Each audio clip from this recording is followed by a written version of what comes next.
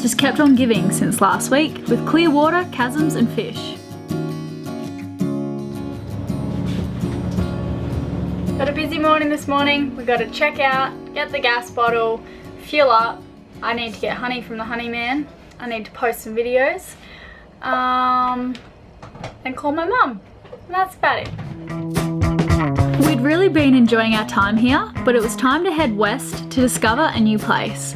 Today would be all go go go if we wanted to get out of here and set sail to Tonga before the sunset. Avocados, haven't seen these in a while.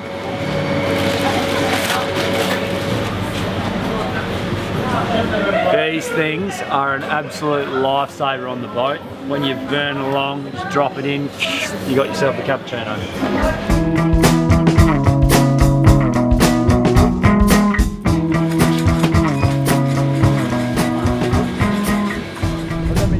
So we just organised a rendezvous for customs at the yacht club. We must have just missed that, but we found these guys who, they were late as well. So they're getting a lift to the airport and we're chasing them in our little car before we drop it off. It's much more difficult to check out of these countries than you'd imagine. Nothing compared to Turkey. No, well, nothing's ever going to compare to that. Maybe the Pentagon.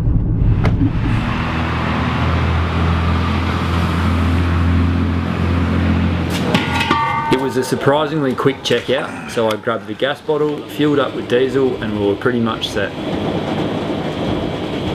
Last day, and we get duty-free grog. How can I help you, buddy? Probably like to just grab a whole bunch of wine. Oh dear. $10 a bottle. Really? For gin? No.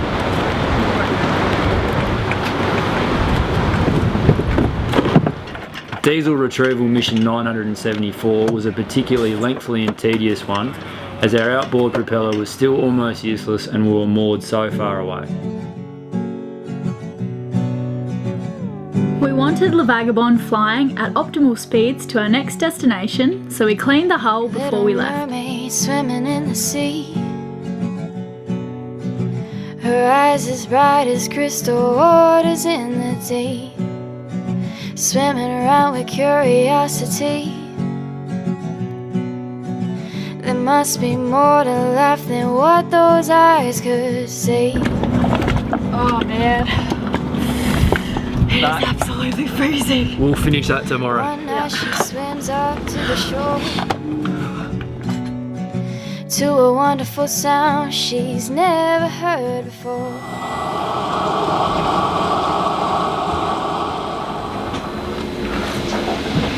With flies everywhere. Okay, so we considered leaving a bit earlier, but decided to hang around for another day. Yeah, we don't like leaving when it's a bit late. We like a few daylight hours of sailing. We're not in any hurry, so we're going to stay put overnight. Enjoy a glass of red. And chill out. Today was pretty full on. We had a lot of jobs to do in a short amount of time, and it's never fun doing that. That's right. I think we'll reconvene on the manana. Yeah.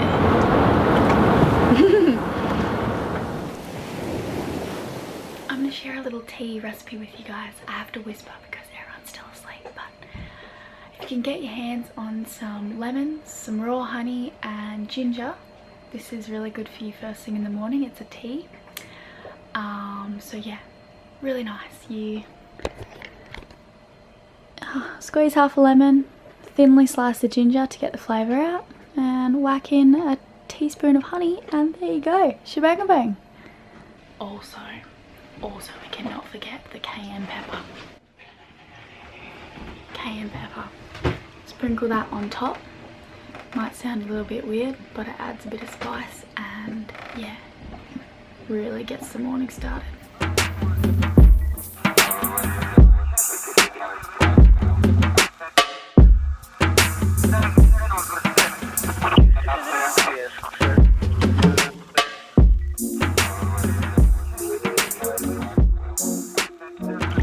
Okay, what have you got, Riley?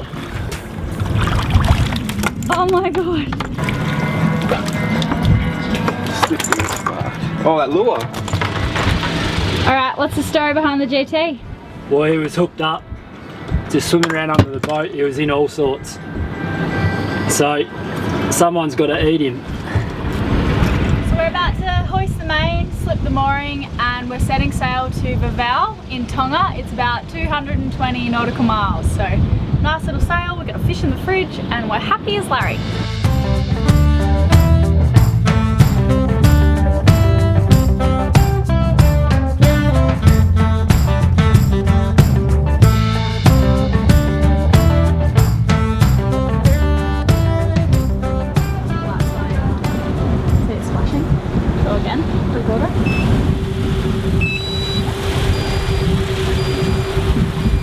Still not working? Nah. So, after all the dramas in Rarotonga, the re-rigging, rewiring I should say, the autopilot's not working, and Riley went into the back hole and it all looks a little bit moist down there, so we think there's a water leak. Well, that's what we're guessing. And yeah, goodbye autopilot. Looks like we'll be hand steering for 2 days, but we were certainly not staying in Niue to fix it. We were just keen to go. There's no one there that can fix it. Beautiful sailing conditions. This is just gonna Push it have again. to be it. Alright, I'm just gonna say sorry in advance, Julian, that I'm probably gonna be a bit bitchy on this trip because we're not gonna get much sleep, and that's what happens when I don't sleep. So it's not you, it's me, and it's not you, Riles. Well, most of the time it's probably me. Apology accepted. Cool. And it'll be over ready something for stupid. It'll be over something really dumb. As hard as this trip's gonna be, I feel like when we get to Tonga, we'll all be pretty happy with ourselves, and it always makes you appreciate a place more, I think, when you sail by hand.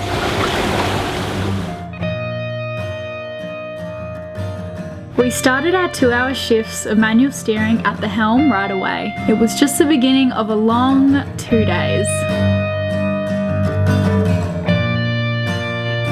So it should first be noted that this is an installation issue rather than a gear related problem. If you would like to hear about the autopilot saga that we've had on board, a saga rivaling that of the Epic of Gilgamesh, starting in the Pacific and continuing till now, you'll have to follow me downstairs. If you'd like to skip out on this, for those of you who are our less salty followers, then skip forwards to Elena cooking dinner in about 2 minutes time. Okay, so I've had to write this down because it's fairly long-winded. First, we got some water inside the screen of our autopilot, which will henceforth be known as the dual-letter acronym AP, display, and had to hand steer for a few days, which Dad in particular was none too happy about. This problem was rectified by disassembling the AP display, and once we changed the spark plug on the generator with the generator and Elena's hairdryer. I located a spare controller on a nearby boat and used that for a while until, because the gear was over 8 years old, we got all new equipment. I got the new B&G gear half installed by 2 Aussies I met who are fans of the show and happy to help in the Marquises. Papa T and Captain Mark, thank you very much. The last part of the installation required being hauled out of the water due to mismatched sonar hole diameters and was finished in Tahiti. Once I had ordered the right navigation card, which I ordered the wrong one the first time, we were all set until there was a fire. We had a fire. It was probably better coming from Trav. I don't think so, mate. More a smouldering smoky flicker rather than a full-fledged fire. This resulted in the chart plotter turning itself off intermittently. I got my Aussie mate back on board in Raiatea to have a look at the malfunctioning AP-CP again, and he had it all working. Then it stopped working again, and I had an electrician fix it in the Cook Islands, more specifically Rarotonga, until we were hand steering again from Niue to Tonga, and honestly this is getting pretty ridiculous right now, isn't it? Now I'm planning to sail from Tonga all the way to New Zealand, so we are definitely going to have to get it sorted out once and for all in Tonga, and please rest assured that I will before attempting that solo voyage. So please stay tuned next week for the final episode of Vagabonde autopilot malfunctions and general misfiring due to getting things installed by 8 different people in 5 different countries. That should be really exciting.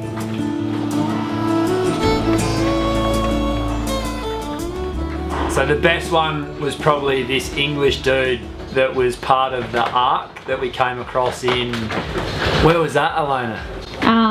Colombia, Cartagena. Santa Marta. Yeah, Santa Marta. Yep.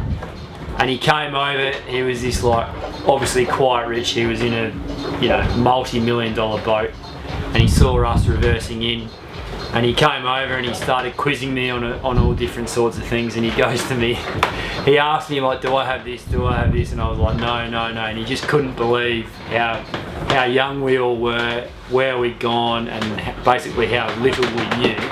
And sort of at one stage it all came to a head for him, and he looked at the boat and he was like, well, tell me you've got air conditioning.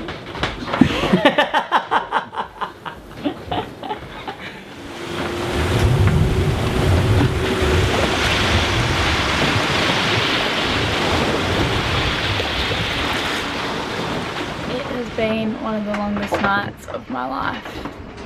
We're doing 2-hour shifts, so 2 hours on, and I should get 4 hours off to sleep, but I haven't been able to sleep yet. And it's 5:30 in the morning and I feel like poop. So I'm about to jump into bed next to Riley and hopefully get some sleep, because I'm back on at 9:30.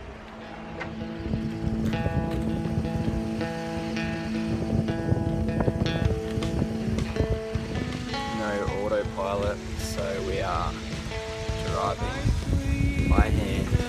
It's about 6:30. Got another hour to go at my shift. How's the night? That was fine. It was good. The weather's been very kind to us considering the autopilot issues. This is now the autopilot. So I figured out, you jam this down in here, then we can go in a certain direction. And we've been having a competition to see how long you can not touch the wheel for before you have to grab hold of it and steer again. I think you're winning, aren't you, Julesy? I had a pretty good run. How many minutes? I think it was about probably nearly 2. Nearly 2 minutes is the record so far. It's a pretty sad state of affairs, really.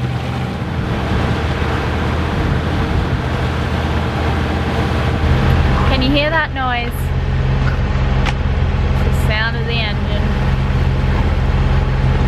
We decided to motor today because there is 0 wind and we wanted to get a head start. Having no autopilot is not fun, we've all decided. And last night was quite the experience. Pulled through though. It did, just.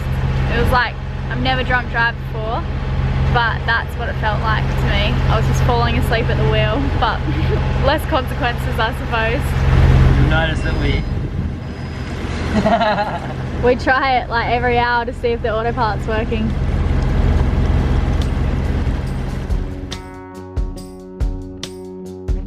I wanna stay in holiday. Small people in. So the boys were nice enough to help me out with dinner. They chopped up all the vegetables and apparently the job's done and I found the pumpkin. You just left that pumpkin sitting on the couch. What are you going to do with it? I thought that you could take care of that. Of course. And I think that's probably actually dangerous. Want to love, want to leave, want peaceful day. Stay in this peaceful bay. Countless stars in the sky, wonderful blue in my eyes. Next week on SLV, we hook a marlin, a barracuda, another marlin, and see whales before arriving in Vava'u, Tonga. Roland, we got you set up over there at your little workstation. Yep. What have you got to tell us, Elena? I wanted to say thanks for watching the episode and please give it a thumbs up, and I'm going to call out 2 more patrons' names this morning. So we have a Kirk Niue. Kirk Niue, you're welcome to come on board. Please give us an email if you would like. And also a Sean Simonson. Congratulations guys, and if you would also like the chance to come on board, you have a few weeks left to become a patron. The link's in the description below. Yeah, we're going to call out 12 more names over the next few weeks. And now I'm going to handball this over to Riley because he's got some very exciting news for everyone. We're having a party of which we would like you all to attend. The new Vagabonde is going to be splashing in Montpellier on March the 4th. If any of you would like to attend, please fill out a form, the link of which will be in the description below, and that will give us a good idea logistically as to whether 10 people are going to come or 10,000. But most importantly, please come along. It'll be really good to see everyone there.